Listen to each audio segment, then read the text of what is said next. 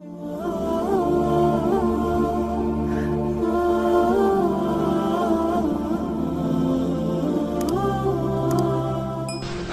vaqt yani Hazreti Abdullah ibn Mes'ud radıyallahu an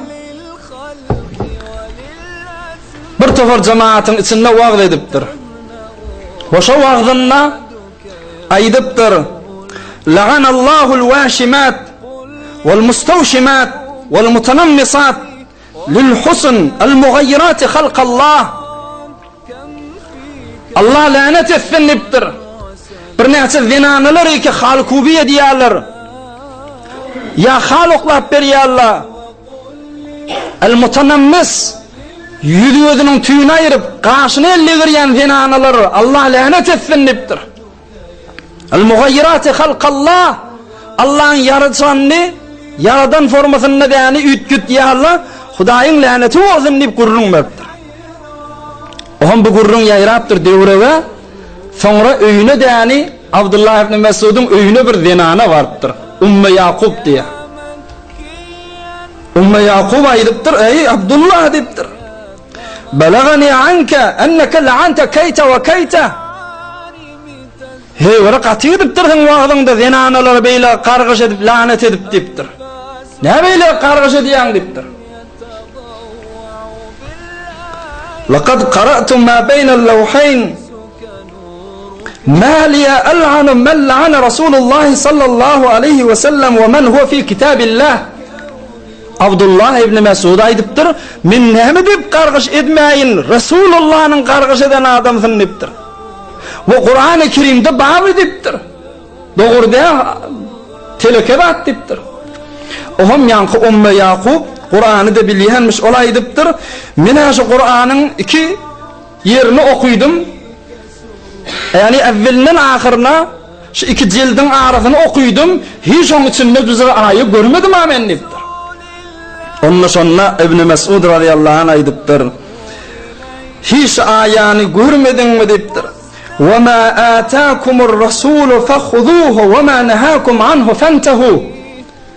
Her vadiki Resulullah peygamber sizeden buyruk etse şon tutun, qaytaran vadından kaçın. Şu peygamberin buyruklarını tutun dipdi yani. Kur'an-ı Kerim'de yokmuş ayet dipdir. Onu bak, onu men öz iki kulağım bilen peygamberden eşittim ki peygamber lanet ettirse zinanalar dipdir. Kargış ettirse zinanalar dipdir. Oğum yankı Ümmü Yaqub näme dipdir? İnşallah dikkat edin. Ümmü Yaqub aydıptır. Ey İbn Mes'ud dipdir. Öz içeriğinde şeyle kiýen dipdir. Zinanaň da karşyna aldyryp ýüzüni aldyrýar ki dipdir. Görüň ha. Hulasa bir kepbelim näni utandyrjak şu aýdan kefinini pek aldyrjak da. İbn Mes'ud näme dipdir? Fazhabi fanzuri.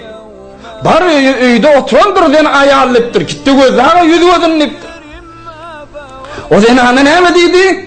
Sen zinanaň da ýüzü şeýle aldyrgly diýdi. Yüzünü aldırdı, karşını aldıranlar dedi.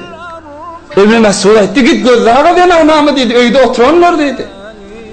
Oğam barıp da gözleyaptır, görse, yüzüdü karşı, tabii, hiç eldeğirili değil. Oğam sondan yana keplemeli, kayıtıptır, görüptür, gördü İbn Mes'ud'un aydı şeyali. Oğam sonuna İbn Mes'ud näme deyiptir. Havcetten kulağın şu zinanağa Ümmü Yaqub aydıptır. لو كانت كذلك ما جامعتها رواه الإمام Bukhari. İyi bir kefi özde. Bir tofar erkeklen adamlan bir tofar ermenlip yürülen ismeli vurrunuşu. Ağa men ata menlip yürülen ismeli vurrunuşu. Ki zinanasın kaşallar manini izaze veriyor Allah. Sizlere yüzünün tüyünü alır manini izaze veriyor Allah.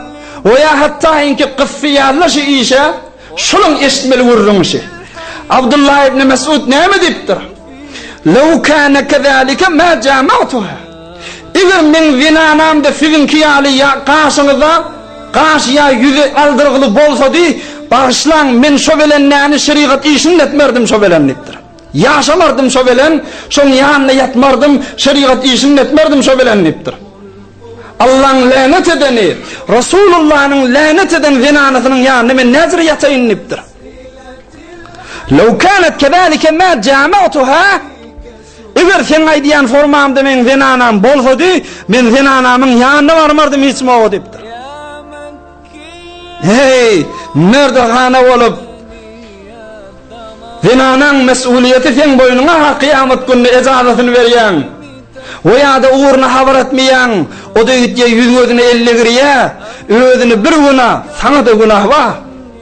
Sen ejazat berýäň, keplemän otyň. Öňüne geçmän otyň.